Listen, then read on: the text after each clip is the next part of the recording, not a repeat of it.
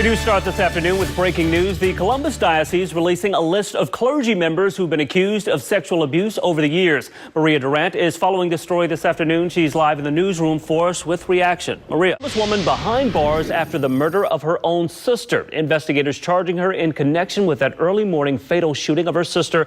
All of it happening this morning on the northeast side of the city. Alexis Moberger has the very latest on that investigation. Some areas will see rain, others thunderstorms tonight. We've got team coverage tonight. Jeff Reddick is tracking possible flooding, and Rachel has the very latest on the forecast. Let's toss things right over. Rachel, the big question, how much rain could we actually see tonight? Also breaking at this hour, a new wrongful death lawsuit in the Mount Carmel investigation. This brings the total number to 23. Attorneys for the family of Sandra Castle says that she died on November 13th. According to experts in foreign policy, it's pretty hard to believe that the leader of North Korea would not keep tabs on exactly what was happening with an American citizen being held in one of the country's prisons. Today's Pet Check segment focuses on pet nutrition and, of course, managing your pet's weight. Dr. Valerie Parker with OSU joining us today to talk about this very important topic. But first off, doctor, you have to tell us about your visitor. Who is this? And some pretty good news this afternoon for fans of the Columbus Zoo. A major $40 million construction project is now underway.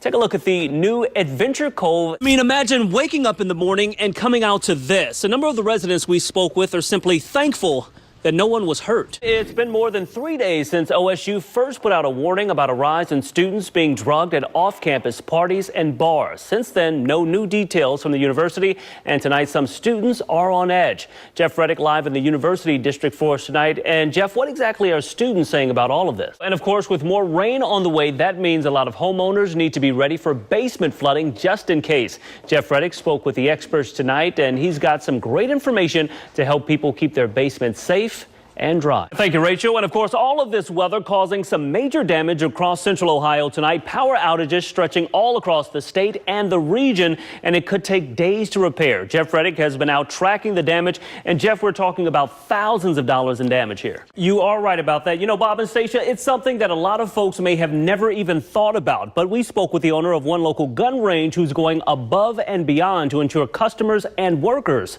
are safe. Okay, everyone's ears on.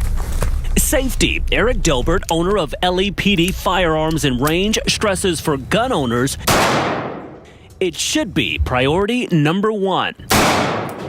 We make sure that everyone is familiar with the firearm that they're going to shoot, and if not, we can provide instructions. This is a Glock 19, Gen 5 MOS. Also a focus of workers like Range Officer Andrew Rona. We just want to make sure, one, you can use the sights, two, just basic operation of the firearm. However, according to the CDC, there's a hidden risk at indoor ranges. Lead vapor and dust circulating in the air. Lead poisoning can cause numerous health issues, from fatigue, nausea, even organ failure. Now, that's something that is not on everybody's mind, especially when they come to a range. Delbert stepping up efforts to ensure customers, as well as Rona and other workers, are safe. And that's something that we monitor closely with our employees. We make sure that their lead levels are below the standards. They've also taken a number of safety measures. That is a measurement of how much air is coming through the filtration system. Not only does LEPD have a state-of-the-art air filtration system, I mean, there's 96 filters on the roof. Smaller steps like lead-removing soap in the restrooms. So this is simply a sticky mat. And mats coming out of the range area to prevent dust and materials walking out. All of it to keep folks who walk through the doors here out of harm's way. But it's something that we do to ensure that it's a safe environment and ensure that shooters, never have to handle this on their own. OSHA has put together a long list of regulations on the issue that gun ranges need to have in place. Inspectors work with a number of facilities across the country and right here in the state of Ohio to ensure that employees have a healthy workplace. Reporting live in studio tonight, Rodney Dunigan, 6 on your side. 911, what's your emergency? 113, ladder 33. By the time the fire department got here, it was up the whole side of the house. It only takes minutes. It was blazing, so yeah, it was kind of a shock.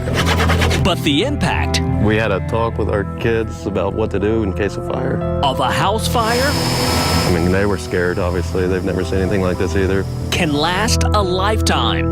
Believe it or not, today's newer homes could pose more of a risk.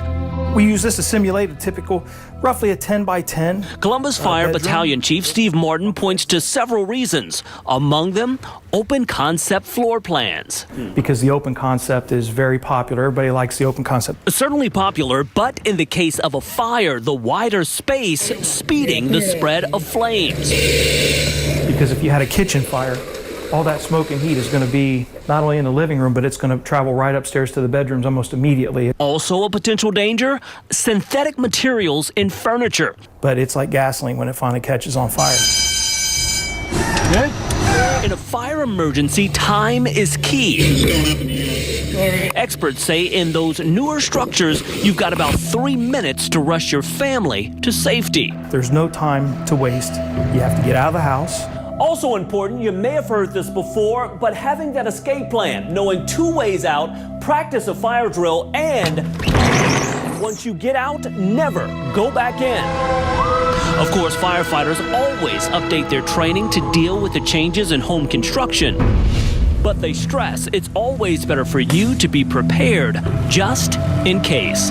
Rodney Dunigan, 6 on your side. Crooks are actually ripping people off through dating websites. We're talking about thousands of victims across the country and millions of dollars that's been ripped off. Tonight, we've got a few important tips that you definitely need to hear. Well, I think she'll love those. At Chapel Hill Florist Shop in Grandview, Valentine's Day pretty busy. Are these pink or red? Love is in the air. It's been very busy, very steady, nonstop. Yeah. Normally we don't even open till 10, but we had customers already here early this morning. Nowadays, many find that special someone online, be it dating apps or social media. Maren Roth and Mark DeRosiers found love on Match. I really wanted to meet somebody, and I was having a really hard time doing that, just in the traditional, conventional ways. Their love story leading to marriage. And so you certainly hope that everything works out, and you never know. This couple, pretty lucky. The Federal Trade Commission warning online romance scams are on the rise. More than 21,000 victims across the country, losing about $143 million. Scammers building fake profiles, starting online relationships, and eventually getting to the money. A few things to keep in mind when dating online. Never wire money. If you've never actually met, don't give up your cash. Do a Google search. If you met them online but they have no social media presence, that could be a big red flag. And trust your gut. If it doesn't feel right, there's a good chance it's a scam. Have a great day and a very happy Valentine's Day. Security experts stress not to let the search for a mate lead you to financial heartbreak. And security experts also say that if you are a victim of one of these crimes, do not be embarrassed. Report it right away. You have a number of options: the Federal Trade Commission, the FBI's Internet Crime Center, and the State Attorney General's office. Your information could possibly prevent someone else from becoming a victim of one of these scams. Reporting live in studio tonight, Rodney Dunigan, 6 on your side.